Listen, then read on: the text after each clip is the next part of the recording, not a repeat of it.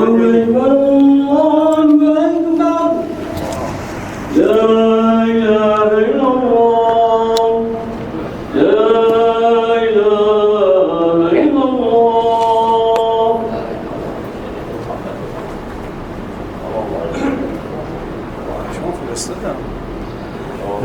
پرینت نگیره، نتونست بگیره، مشکل دستگاه.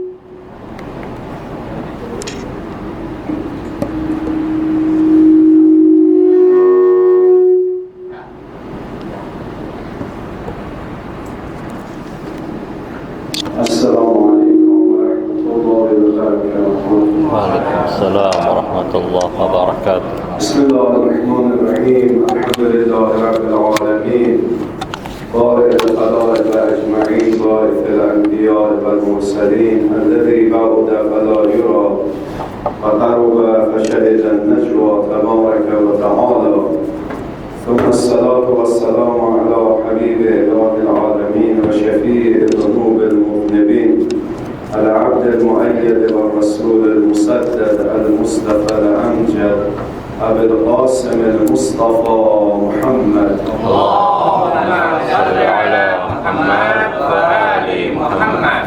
اللهم صل على محمد وآل محمد. اللهم صل على محمد وآل محمد وعلى أهل بيته الطيبين الطاهرين وصحبه المنتجبين ومن تبعهم بإحسان إلى يوم الدين. عباد الله اوصیکم و نفسی به تقوی الله. سخن ما در هفته‌های قبل پیرامون بحث نبوت بود. گفتیم یکی از ویژگی‌های نبی و از صفات پیامبر عصمت است، یعنی او معصوم از هر گونه خطا و اشتباهی است. انبیاء الهی گناه مرتکب نمی شوند و خطایی هم در زندگی خود ندارند و دلیل بر عصمت را قبلا از طریق آیات قرآن، روایات و دلیل عقل بیان کرد. بسم الله الرحمن الرحیم. Setelah memanjatkan puja dan puji syukur kehadirat Allah dan menyampaikan salawat serta salam kepada junjungan kita Nabi besar Muhammad sallallahu alaihi wasallam dan keluarganya yang suci, saya mewasiatkan kepada diri saya dan kepada mukminin mukminat sekalian dengan pesan takwa. Pada beberapa pekan yang lalu, beberapa Jumat yang lalu, kita sempat membahas mengenai kemaksuman para nabi, bahwa para nabi adalah manusia-manusia agung yang telah Allah utus ke tengah umat manusia dan mereka dibekali dengan ismah, artinya mereka terjaga dari kesalahan dan dosa. Untuk masalah kemaksuman para nabi sudah kita sebutkan berbagai macam dalilnya, baik dalil yang berasal dari Al-Quranul Karim maupun dari hadis-hadis dan riwayat, serta ada juga dalil akli. Sehingga pada kesempatan ini kita tidak akan mengulangi lagi penyebutan dalil-dalil tentang ismah, tetapi ada beberapa hal penting yang perlu kita bahas berkenaan dengan kemaksuman para nabi ini. در رابطه با عصمت انبیاء الهی شبهاتی و سوالهایی وجود دارد که مطرح می‌کنیم و پاسخ آنها را نیز بیان می‌داریم. Terkait dengan kemaksuman para nabi, ada beberapa kritikan atau mungkin pertanyaan yang muncul, dan pada kesempatan ini kita ingin membahas beberapa pertanyaan tersebut. اولین شبهه این است که اگر خداوند تبارک و تعالی پیامبران را از ارتکاب هر گونه گناهی و اشتباهی محفوظ داشته است، این فضیلتی برای انبیاء الهی نمی شود، به جهت اینکه هر کسی را خدا حفظ کند از گناه مرتکب گناه نمی شود. بنابراین انبیاء الهی اگر مرتکب گناه نمی شوند اجر و پاداشی نخواهند داشت، به خاطر اینکه از روی جبر الهی اونها گناه مرتکب نمی شوند. Pertanyaan yang pertama berkaitan dengan kemaksuman para nabi adalah, jika Allah Subhanahu wa taala memang telah menjaga para nabi dari dosa, dan sehingga nabi tidak mungkin akan melakukan kesalahan dan dosa. Dan tentunya orang yang seperti ini dan dijaga, dia ibaratnya seperti orang yang tidak mau dia pasti akan melakukan kebaikan dan tidak mungkin dia melakukan kesalahan. Karena itu orang yang semacam ini tidak layak untuk mendapatkan pahala karena meninggalkan dosa, karena dia berbuat sesuatu atas dasar settingan yang sudah dibuat, sehingga apapun juga yang dia lakukan adalah sesuatu yang memang sudah di-style dari awalnya. Dia tidak bisa lepas dari itu. Karena itu tidak ada hal yang perlu kita agungkan dari para nabi, dan ini bukanlah suatu keutamaan bagi mereka. Seandainya kita dijadikan sebagai orang yang maksum, maka kita tentunya tidak mungkin akan melakukan kesalahan dan dosa, sama seperti para nabi. پاسخ این شبهه این است که معصوم بودن انبیاء الهی به این معنا نیست که خداوند تبارک و تعالی آنها را مجبور کرده باشد بر انجام واجبات و اطاعات و مجبور کرده باشد بر ترک معاصی، بلکه انبیاء الهی با اختیار خودشان هم واجبات و مستحبات را انجام میدهند و عبادت میکنند و هم با اختیار خودشان ترک معصیت میکنند.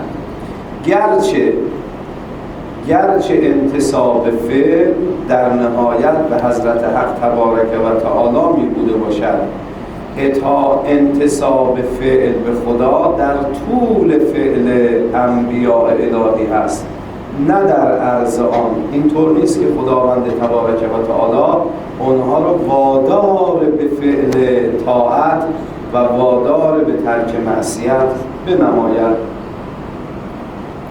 Dalam menjawab pertanyaan ini kita katakan bahwa kemaksuman bukan berarti bahwa dia dipaksa untuk melakukan ketaatan dan dipaksa pula untuk meninggalkan maksiat. Yang dimaksud dengan kemaksuman para nabi adalah para nabi memiliki ikhtiar.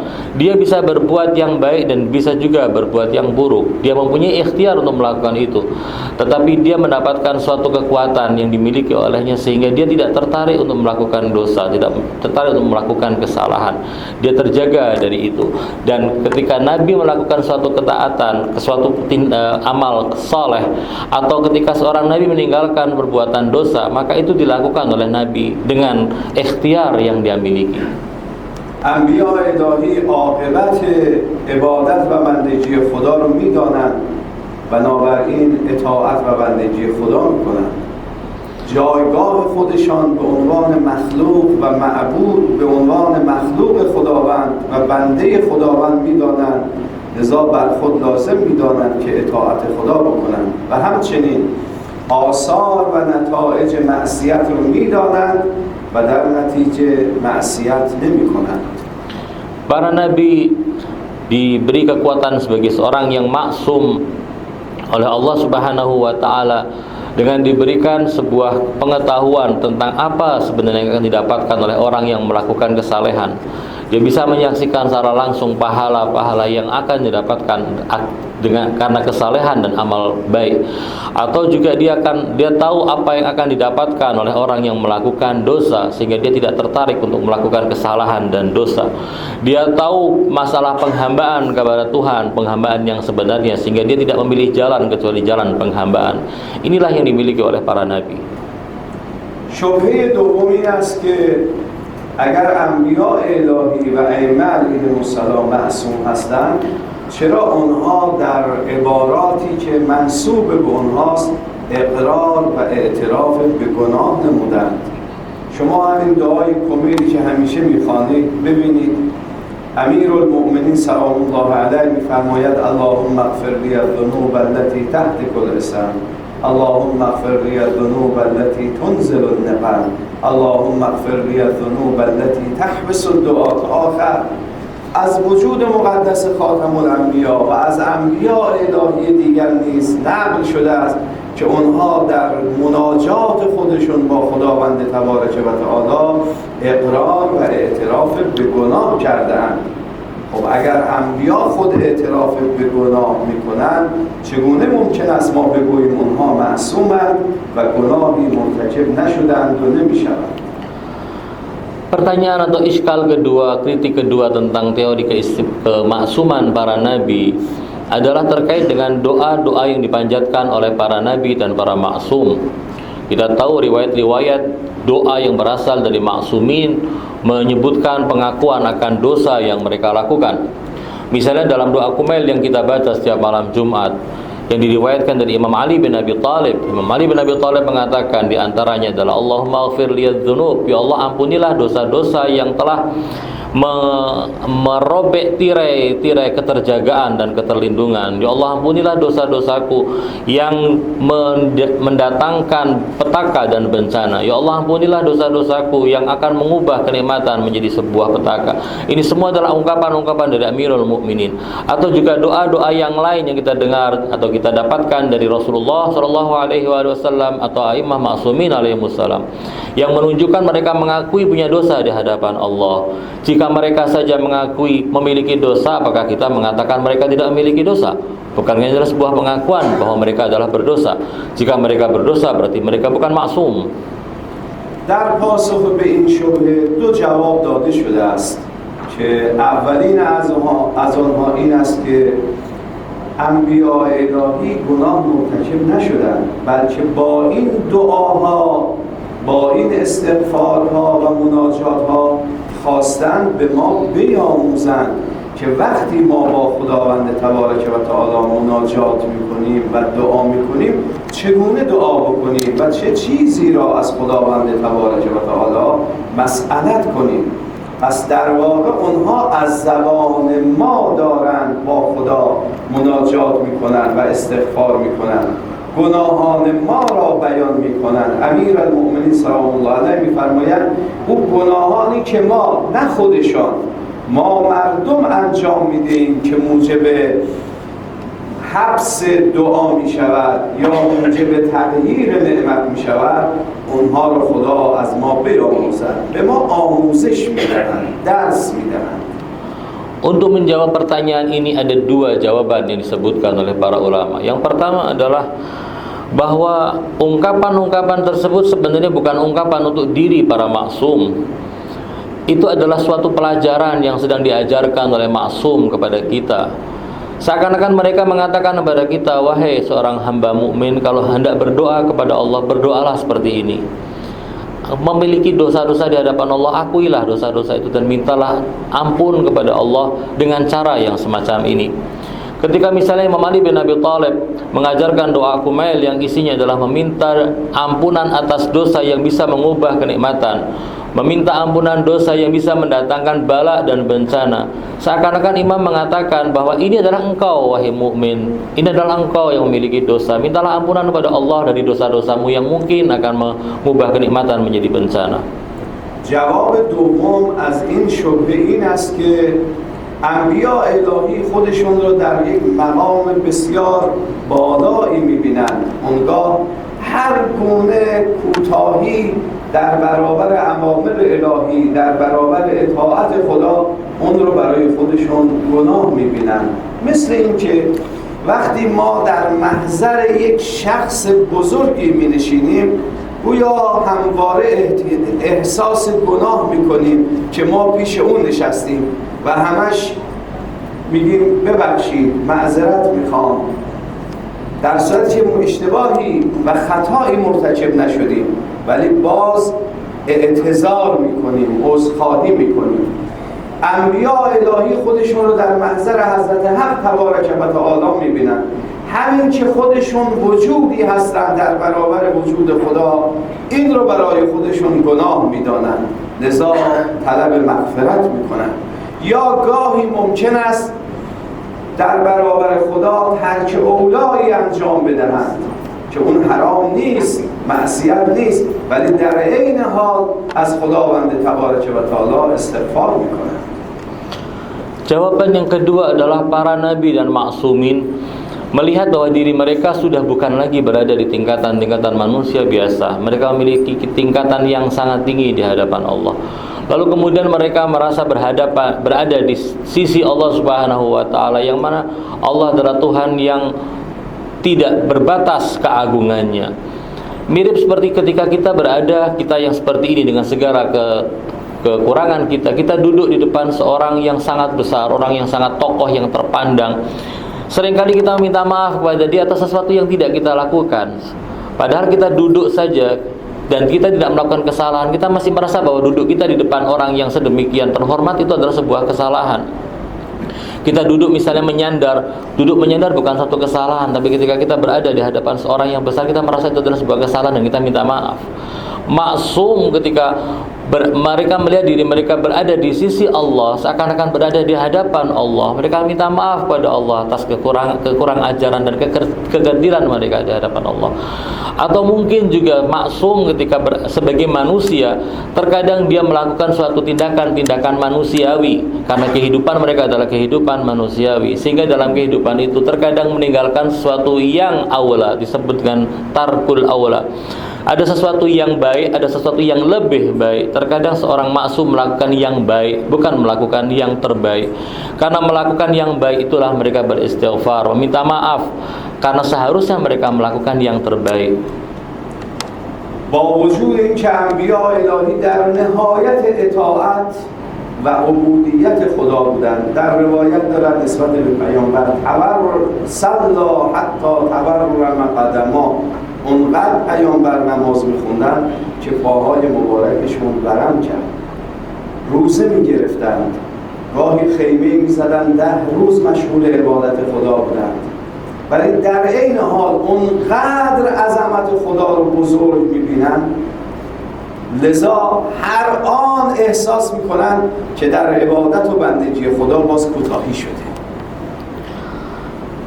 Kita melihat sejarah dan kisah-kisah tentang maksum, seperti contohnya Rasulullah SAW yang tidak pernah ada waktu yang terlewatkan dari beliau kecuali beliau beribadah pada waktu-waktu tersebut. Sedemikian getolnya beliau dalam beribadah, sedemikian giatnya beliau dalam beribadah, sampai riwayat mengatakan dalam sebuah ungkapan, hatta tawarramat qadamah, sampai kedua kaki Rasulullah itu melepuh karena banyaknya ibadah yang beliau lakukan. Beliau sering melakukan puasa sunnah. Bahkan terkadang beliau berada di suatu kemah menyendiri untuk beribadah kepada Allah Subhanahu wa taala. Semua itu dilakukan oleh para maksumin, oleh para nabi. Tapi meski demikian mereka masih merasa bahwa keagungan Allah jauh lebih besar dari ibadah yang mereka lakukan. Mereka merasa bahwa semua yang telah mereka lakukan untuk Allah itu masih tidak ada apa-apanya dibandingkan dengan keagungan dan kebesaran Allah, dan mereka tidak bisa melakukan sesuatu untuk bisa memenuhi hak Allah sebagai Tuhan yang Maha Agung di depan mereka. تفاوت ما با انبیا اینجاست. انبیاء الهی بیشترین عبادت و بندگی خدا رو انجام میدن، ولی باز در نهایت احساس میکنن که کم کردند، کوتاهی کردند. ولی ما نه، اگر 2 رکعت نماز بخوانیم انتظار داریم جبرئیل بر ما نازل بشه. اگر 2 رکعت نماز میخوانیم انتظار داریم تمام امور ما اصلاح بشه، انتظار داریم همه مشکلات ما حل بشه. یعنی ما توقع داریم، انتظار داریم در برابر عبادتی که انجام میدیم، ولی خدا انبیاء الهی وقتی عبادت هم انجام میدن احساس میکنن باز کوتاهی کردن. Perbedaan besar antara kita dengan para maksum adalah bahwa para maksum itu melakukan ibadah yang sedemikian banyaknya, tapi meskipun ibadah mereka sedemikian banyak, mereka merasa masih belum melakukan ibadah sama sekali di hadapan Allah. Sementara kita baru melakukan sholat sunnah 2 rakaat saja, kita berharap sudah melakukan kebaikan yang sedemikian agung, dan berharap malaikat Jibril mungkin akan datang menemui kita. Atau kita juga berharap dengan ibadah-ibadah yang sedikit ini, kita berharap Allah akan memudahkan semua urusan kita, semua kesulitan semua akan teratasi, karena kita adalah orang yang ahli ibadah. Padahal para nabi mengajarkan kepada kita, sebesar apapun ibadah yang dilakukan, tidak ada apa-apanya dibandingkan keagungan Allah Subhanahu wa taala, dan para nabi melihat ibadahnya tidak ada apa-apanya. سومین شبهه این است، اگر انبیاء الهی معصومند، چرا خداوند تبارک و تعالی در قرآن نسبت عصیان و نسبت نسیان، فراموشی به حضرت آدم ابوالبشر علیه السلام داده؟ خداوند در آیاتی و بعضی از آیات قرآن فرموده و عصا آدم ربه فغوا، آدم عصیان خدا کرد نافرمانی خدا کرد. یا در آیه دیگر خداوند تبارک و تعالی می‌فرماید آدم فراموش کرد اون عهدی را که با ما کرده بود. خب عصیان و نسیان با عصمت sazegari ندارد.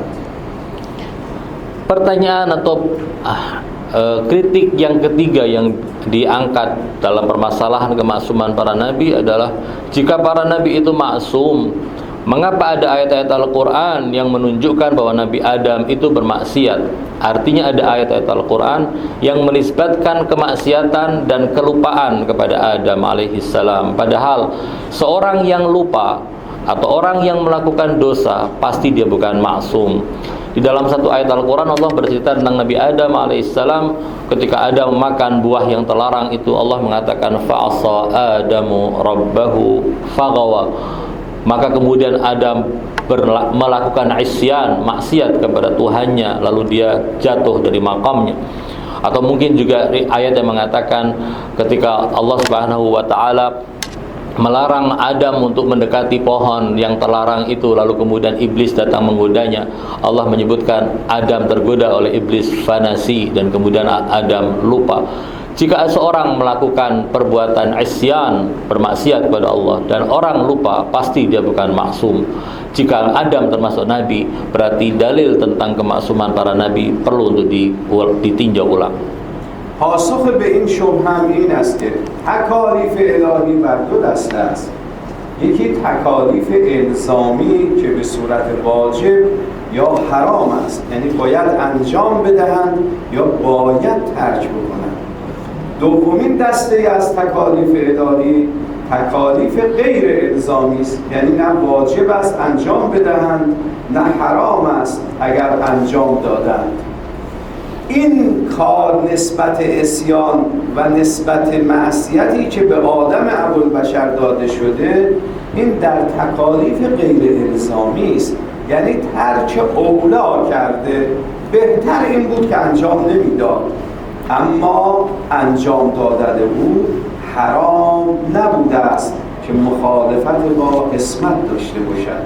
بنابراین عصیان در اینجا معناش گناه نیست یا فراموشی معناش گناه نیست، بلکه مراد ترک اولا است، یعنی بهتر بود که این کار رو انجام نمیداد. Dalam menjawab pertanyaan ini kita katakan bahwa perintah atau larangan yang datang dari Allah Subhanahu wa taala itu ada dua.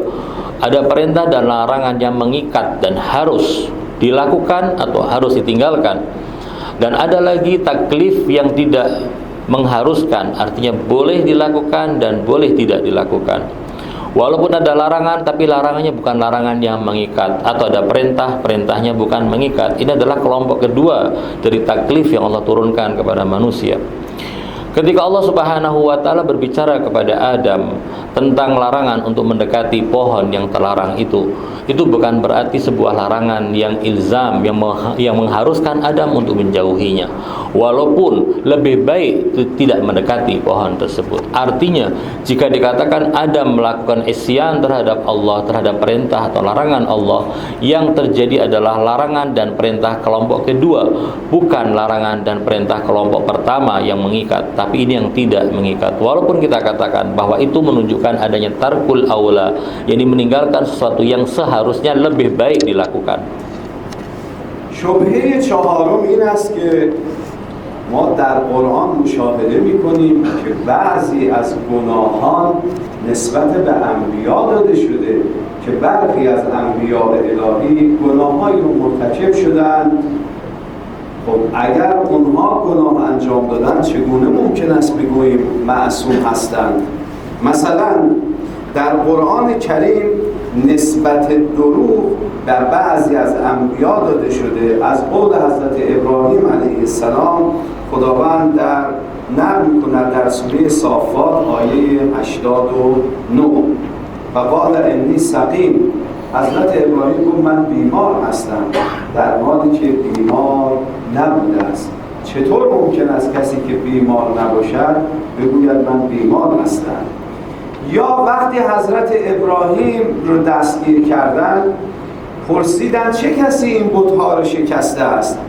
حضرت ابراهیم فرمود بر فعله کبیرهم، بزرگ این بت‌ها شکسته، در صورتی که این خلاف واقع است، دروغ است. اون بزرگ که این کار رو نکرده بود، خود حضرت ابراهیم این کار را انجام داده بود.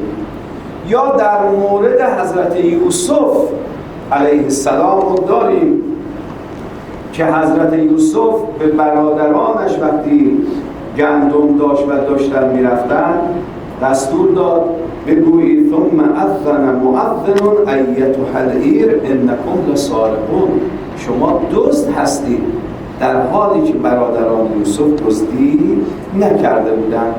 خلاصه این که نسبت دروغ یا نسبت دزدی دادن یک کار خلاف واقعه و منافات با اسمت داره. چطور انبیاء الهی این کارها رو انجام دادن؟ در عین حال ما میگیم معصوم هستند. Berikutnya adalah kritik atau pertanyaan berikutnya berkenaan dengan perbuatan-perbuatan dosa yang di dalam Al-Quran dinisbatkan kepada para nabi. Misalnya adalah kisah Nabi Allah Ibrahim alaihissalam ketika masyarakat berbondong-bondong keluar dari kota untuk mengikuti sebuah perayaan tradisional. Pada saat itu Nabi Ibrahim tidak pergi bersama dengan mereka. Ketika ditanya kenapa engkau tidak pergi, dia menjawab inni saqim, aku dalam keadaan sakit, padahal Nabi Ibrahim tidak sakit. Ketika Nabi Ibrahim kemudian menghancurkan berhala-berhala yang ada di rumah berhala, lalu menyisakan satu berhala yang besar, mengalungkan kapak beliau di berhala yang besar itu. Lalu kemudian Nabi Ibrahim ditangkap. Raja pada saat itu mengatakan kepadanya, apakah engkau yang melakukan perbuatan ini?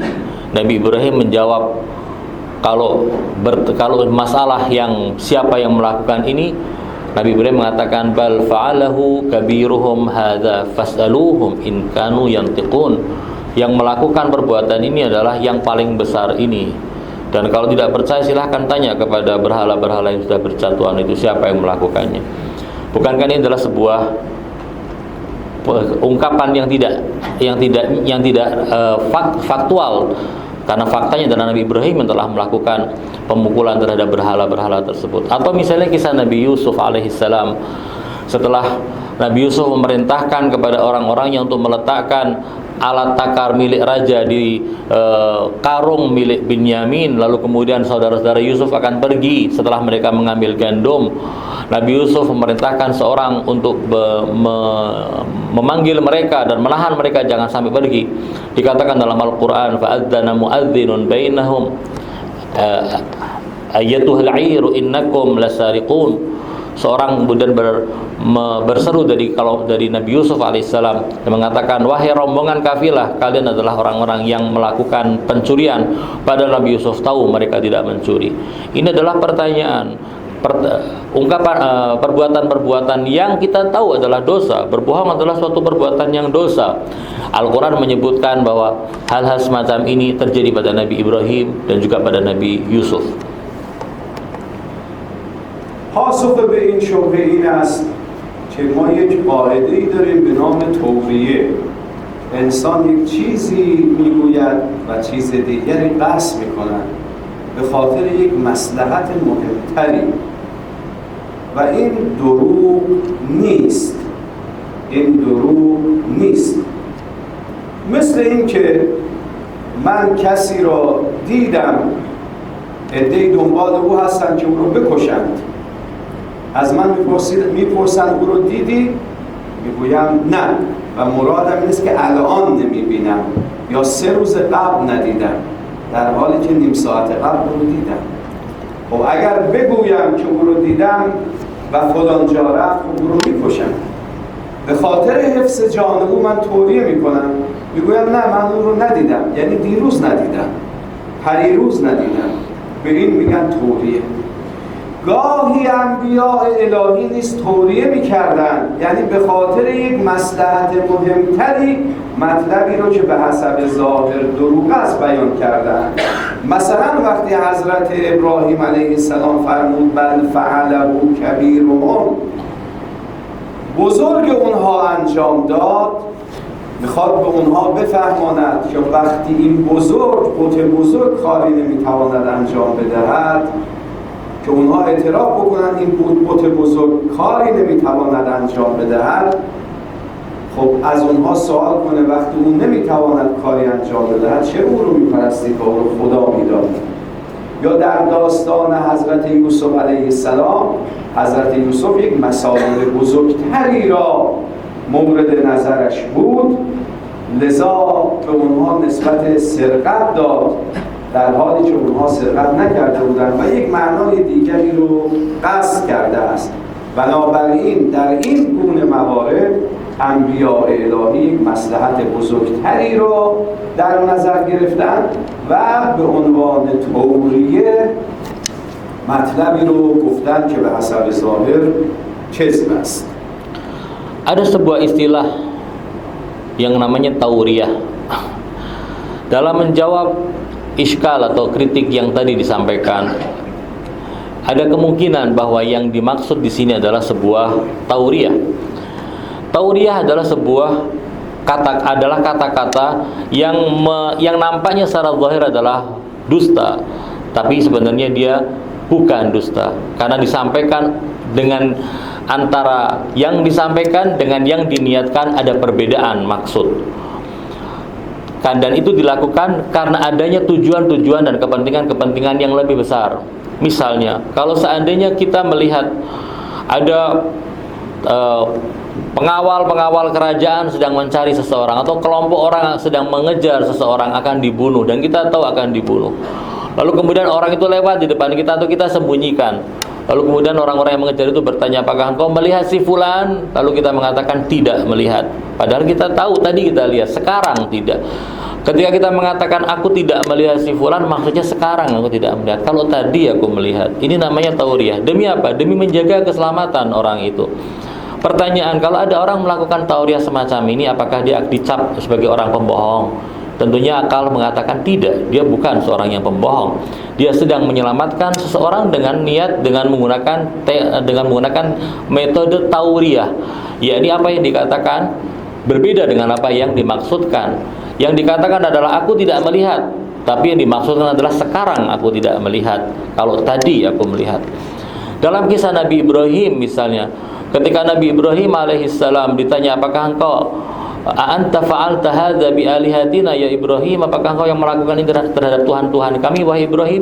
Ibrahim mengatakan bal fa'alahu kabiruhum hadza, yang melakukan adalah yang paling besar ini.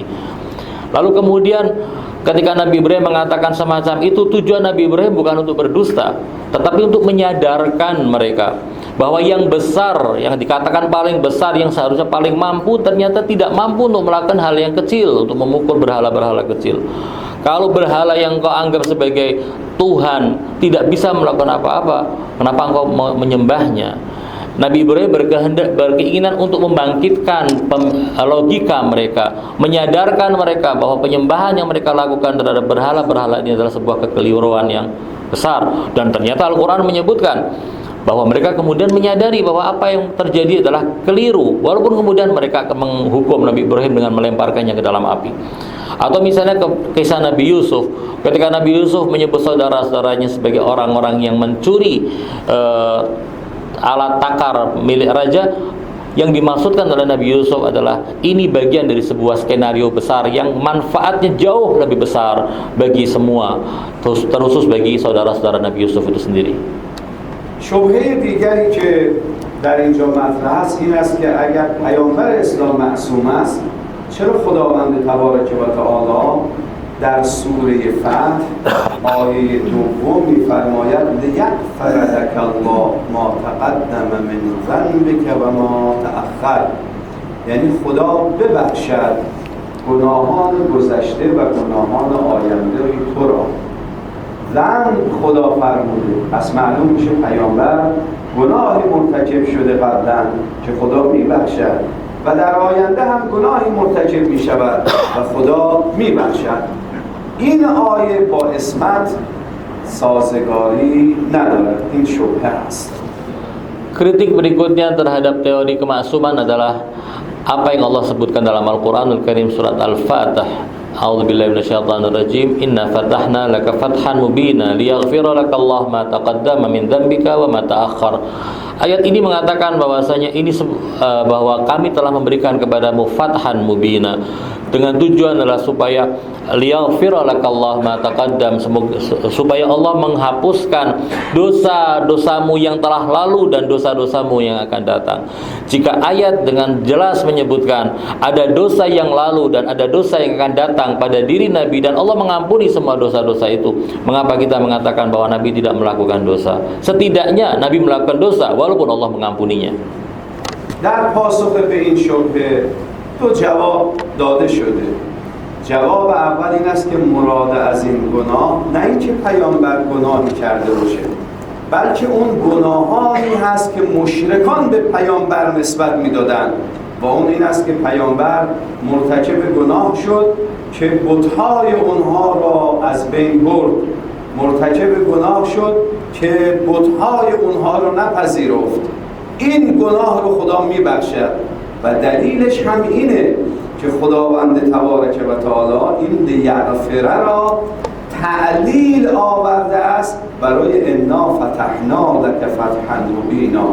ما برای تو فتح بزرگ انجام دادیم برای اینکه اون ادعاها و اتهاماتی رو که مشرکین به تو میزدن اونها رو ما برطرف کنیم و در آینده هم اونها نخواهند به تو آسیبی برسانند.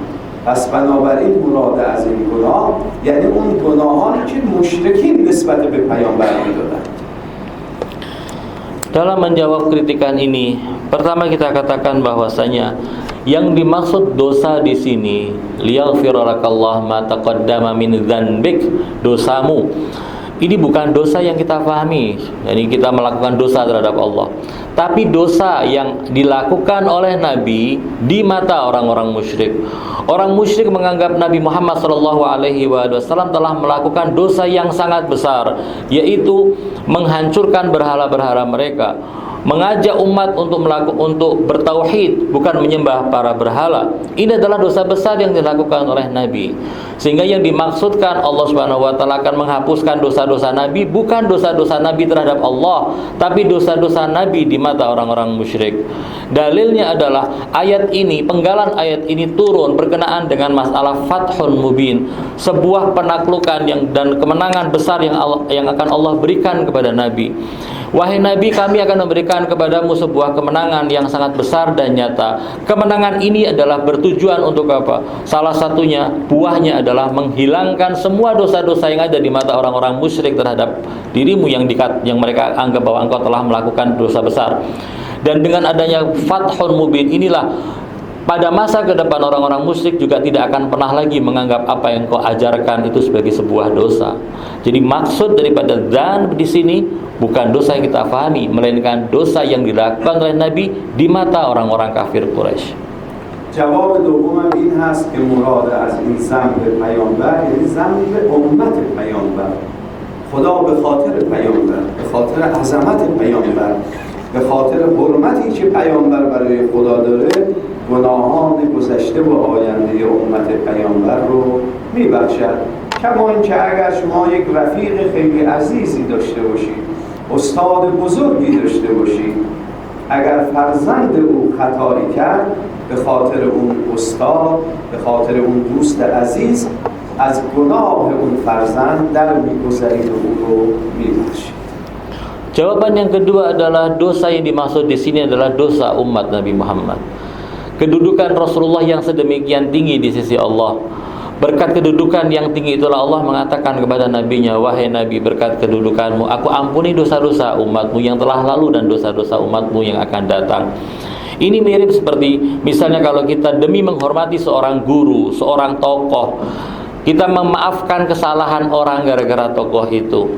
Allah Subhanahu wa taala memaafkan kita umat Rasulullah. Karena apa? Karena penghormatan, karena kehormatan dan kemuliaan yang dimiliki oleh Rasulullah sallallahu alaihi wasallam di sisi Allah.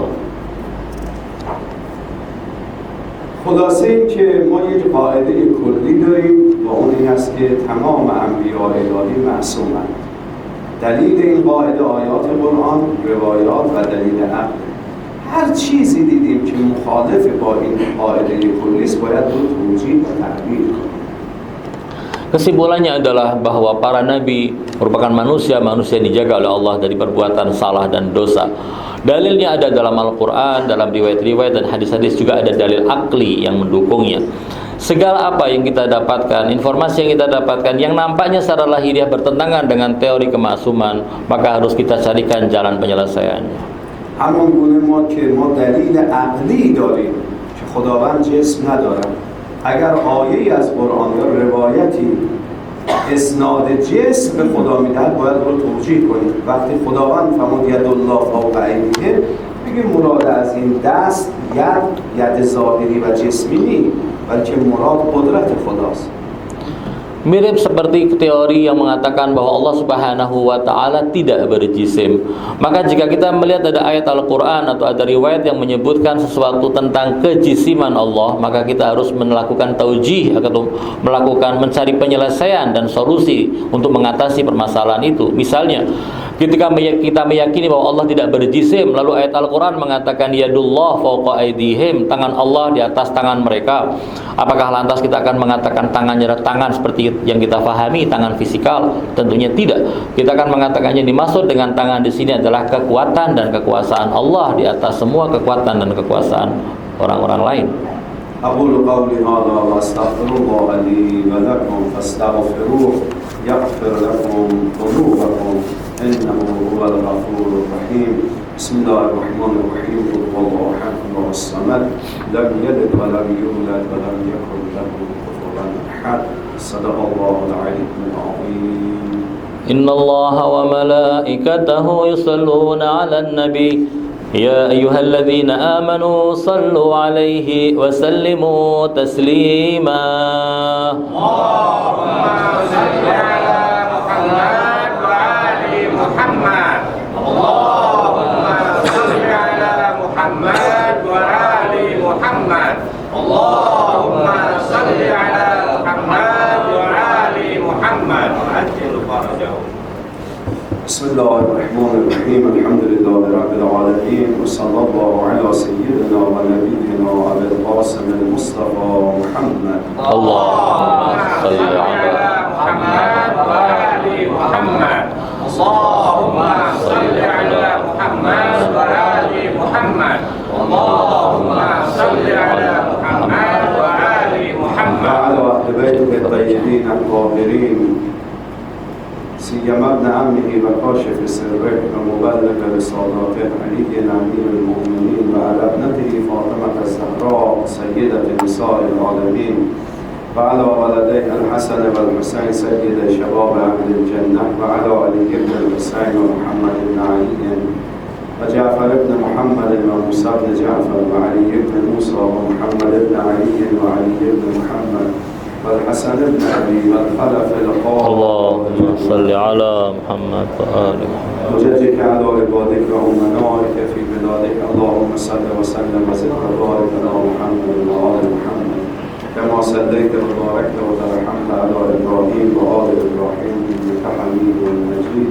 عباد الله أوصيكم ونفسي بتقوى الله. امروز مصادف است با روز جوان، روزی که بیش از 100 سال قبل این روز نامیده شده به نام روز جوان و جوانان این کشور برای استقلال کشور، برای توسعه کشور، برای پیشرفت کشور تلاش نمودند و زحمت نمودند، کشیدند. این روز رو ما گرامی می‌داریم.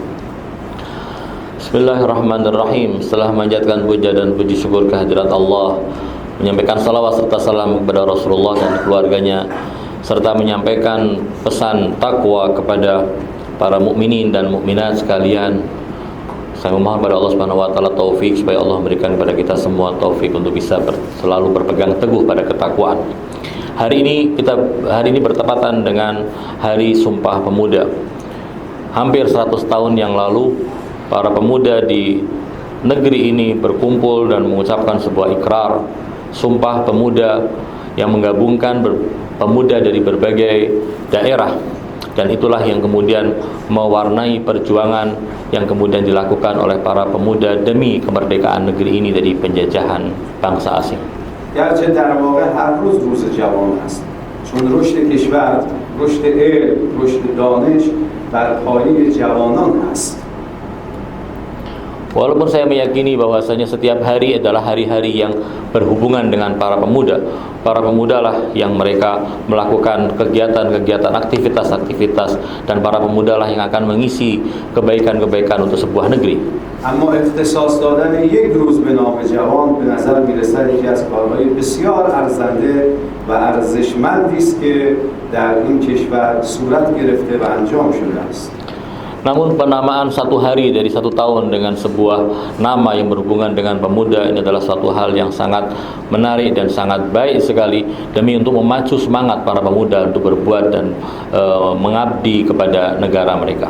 من در اینجا دو کلمه عرض خواهم کرد. کلمه اول خطاب به پدران و مادران می باشد و اون این که پدران و مادران باید مراقب جوانی جوانان خودتون باشید.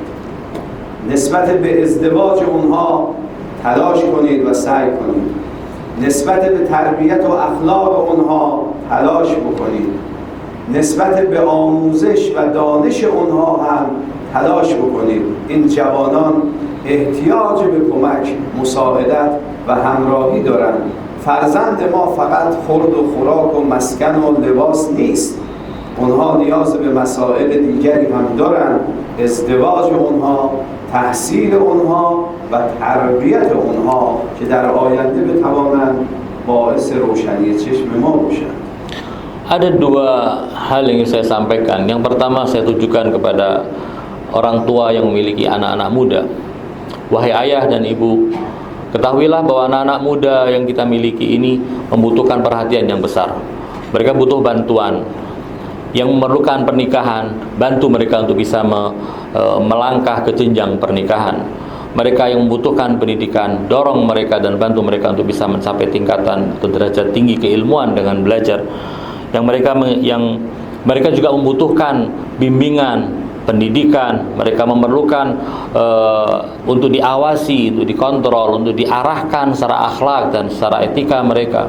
Ini adalah kebutuhan-kebutuhan anak-anak muda dan mereka tidak bisa lepas dari bantuan orang-orang yang lebih dewasa, yang lebih tua. Anak-anak muda kita tidak hanya butuh makanan dan pakaian saja, mereka butuh lebih dari itu. Perhatian, kasih sayang, bantuan untuk bisa membangun sebuah kehidupan yang baik di masa depan mereka. Yang jika mereka berhasil untuk mendapatkan itu semua dengan memiliki modal-modal yang cukup untuk menjadi manusia-manusia yang kelak akan mengisi negara ini dengan segala kebaikan dan akan menjadi kebanggaan bagi kedua orang tuanya. نکته دوم من خطاب به جوانانه که جوانان عزیز قدر جوانی رو داشته باشید. وقتی جوانی از دست رفت قابل بازگشت نیست. در جوانی قوه‌های فکری، جسمی، اراده بسیار قوی هستش. وقتی انسان پا به سن پیری میگذاره این قوا رو از دست میدهد. لذا در روایت داریم النقش فی الصغر العلم فی الصغر کالنقش فی الحجر. اگر در جوانی تحصیل کردید توانمند میشید. اگر در جوانی اخلاق و رفتار و عادت بر عبادت و بندگی خدا کردید در آینده هم میتوانید ادامه بدید. اما اگر خدا اینا کرده جوانی به بطالت و بیکاری گذشت، آنگاه در پیری به بدبختی و مشکلات زیادی انسان گرفتار میشد. Yang kedua saya tunjukkan kepada para pemuda, wahai para pemuda, hargailah masa muda kalian. Masa muda ini tidak akan selamanya ada, akan pergi, akan meninggalkan kita. Ketika seorang masih pada usia muda, dia masih memiliki fisik yang kuat, tenaga yang kuat, energi yang kuat, potensi yang masih bisa dikembangkan lebih besar lagi. Manfaatkan ini semua. Ketika seorang belajar di masa muda, maka seperti yang dikatakan dalam ungkapan bahasa Arab yang mengatakan bahwa al-ilmu fis sighar kan-nakshi 'ala al-hajar. Orang yang belajar di masa kecil maka seperti orang yang memahat di atas batu, akan selamanya ada dan tidak akan mudah untuk hilang. Karena itu seorang pemuda, seorang masih dalam usia muda yang masih memiliki kemampuan yang sedemikian besar dan yang memanfaatkan kesempatan ini untuk belajar, untuk menimba ilmu, untuk memperbaiki akhlaknya, memperbaiki hubungannya dengan Allah, melakukan perjalanan spiritual menuju kepada Allah. Jika itu semua dilakukan pada masa muda, maka ketika sudah tua akan mudah untuk dilanjutkan lagi dan akan terus berkelanjutan ketika dia di usia tua. Namun, naudzubillah, jika seorang anak muda membiarkan masa muda itu berlalu tanpa adanya hal-hal yang positif, maka ketika masa muda itu sudah hilang, dia hanya akan menyesal kenapa dia tidak melakukan hal-hal yang positif. Karena akan melakukan hal-hal yang positif di masa orang sudah tua, untuk memulainya, maka itu adalah suatu hal yang sangat sulit dilakukan.